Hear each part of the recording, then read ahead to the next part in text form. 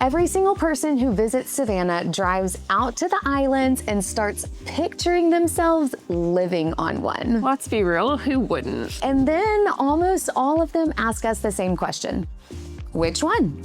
So today, we're answering it. 6 different islands ranked from worst to best. We help people move onto these islands every single week, and we're not going to sugarcoat any of them. Some of them are genuinely a mistake for some people to move to full-time, and somebody has to be the one to say it out loud. So that's us. Let's get started. Number 6 and our worst pick is Hutchinson Island. On paper, this is a dream address. You're sitting in the river between 2 states, close enough to see downtown skyline from your window, but right now it's actually a hard hat and construction zone. The island is about 2,000 acres, and basically all of it is being built on at once. Homes, shops, industrial work, all going up at the same time. There's a high-end project bringing in townhomes, duplexes, single-family homes over the next few years, and a large apartment complex that just broke ground. Living there today means living inside all of that. Now, the upside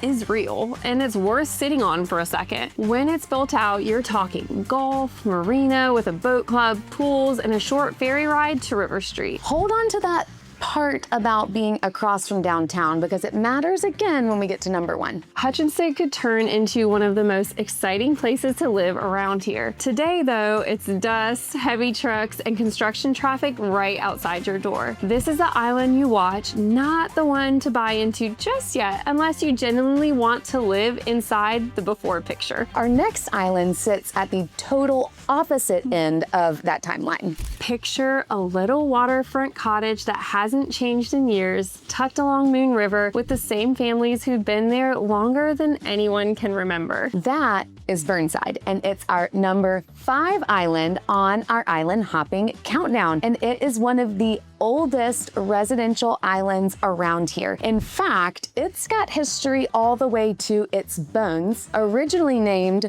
Rotten Possum Hammock. I had no idea. When it was colonized here in the Savannah area in the 1700s. You learn something new every day. That history comes with a trade-off. Of every island on this list, Burnside has seen the least number of new construction homes in recent years. The homes are older, and some of them are real time capsule places, and there's less variety and less build-out infrastructure than anywhere else that we're covering today. If you made us pick our least favorite island to live on, Burnside is that island. That's right, but let's be real, it's an island, so it really can't be that bad. You still get real water access, and there are some genuinely pretty quiet pockets. It just feels a little more cut off than the rest, and not exactly in a charming way. While this is the island locals know and love, for someone moving here who wants to plug into a community fast, this is usually not where we'd start. Which is exactly why our next island feels so different. Before we get there, if you're watching these islands from out of state, this is where we come in. Our team's in Savannah every week, walking relocation buyers just like you through these exact neighborhoods. Reach out to us anytime. Our contact information is in the description below. Now let's keep going to island number 4. Okay, now we're going to flip the energy. If Burnside is the quiet time capsule, then Tybee is the party that never quite ends. That's 100% true. The number 4 island on our list is Savannah's Beach. Plain and simple. It's straight shot down Highway 80 from downtown with about 5 miles of public beach and a historic lighthouse. Tourism is a huge part of Tybee's economy, and the island really draws a crowd during peak season. If you want a quiet street where everybody's a year-round neighbor, having visitors around the clock isn't probably going to be your speed. If you want the scene though, that vacation feeling on a Tuesday, seafood at sunset any night of the week, the easy energy most people only get with a week-long vacation once a year, Tybee gives you that every single day. It genuinely does not get old.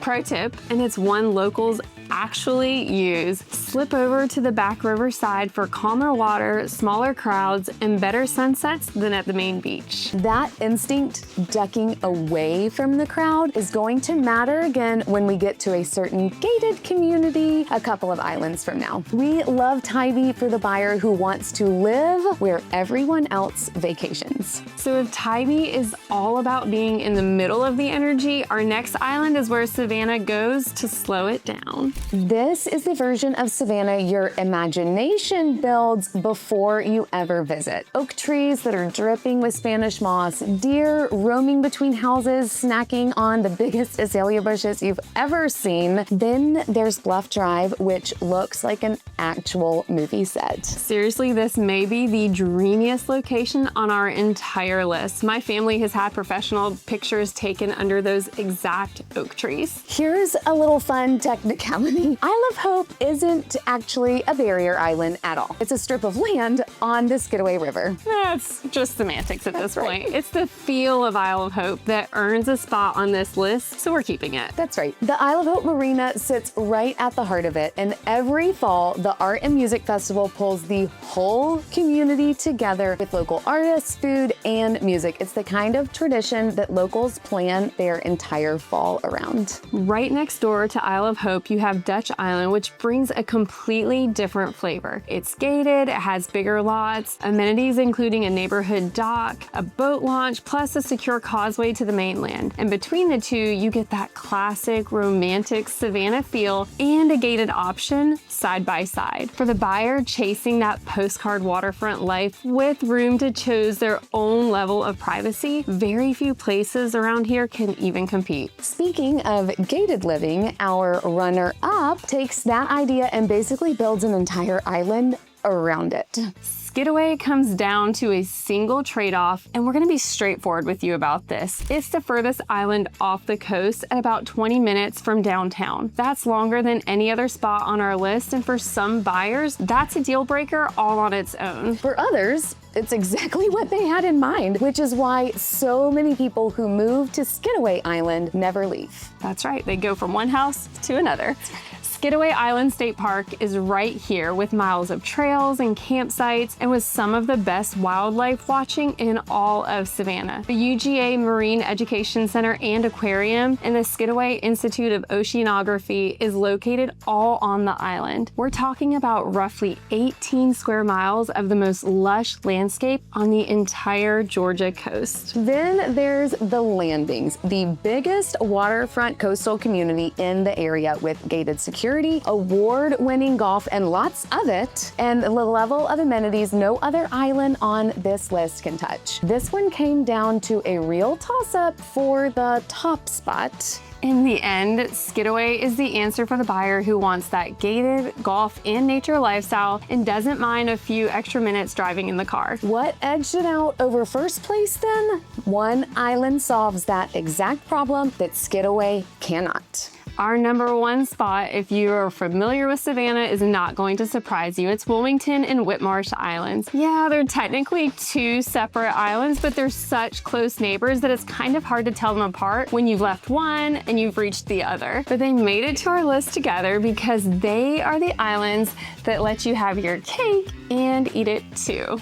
Okay, let me explain, you're confused. Because of their location, Wilmington and Whitmarsh Island allow you to be to either the beach or to downtown in 15 minutes, giving you the best of both worlds every single day. There is pretty much water everywhere you look on Whitmarsh and Wilmington Islands, which means you're close to the water no matter which neighborhood you're in. There's a good variety in the real estate on both islands. You'll see older ranches, fixed up waterfront places, and newer builds all sitting in the same neighborhoods. That gives you a real range depending on your budget and on your taste. This is actually the perfect spot to explain how Georgia's coast works. Unlike Florida and South Carolina, Georgia has a chain of barrier islands strung down the coastline, some so far out that they're only reachable by boat. Wilmington and Whitmarsh sit in the sweet spot close to everything without giving up the island feeling, and that's exactly why it's number one on our list. For the buyer who wants real, everyday island life, true convenience, and an actual community around them, this is the one that takes the crown. Ranking these islands really comes down to one honest truth. The best island is the one whose trade-offs you'd happily live with every single day. Get that match right, and island life in Savannah delivers on every daydream that you brought here in the first place. If you want our team to line up your budget, your commute, and your day-to-day against these 6 islands and tell you straight which one will actually fit your needs, email us at meettwg@gmail.com and we'll build a personalized breakdown just for you. The neighborhoods with the best value on these islands almost never show up when you search online, so you'd never know them if you didn't have a team like the Wellspring Group helping you through the process. We've linked our walkthrough of 5 Savannah neighborhoods locals keep to themselves, so you are going to want to check that video out next. Thanks for watching. We'll see you in Savannah.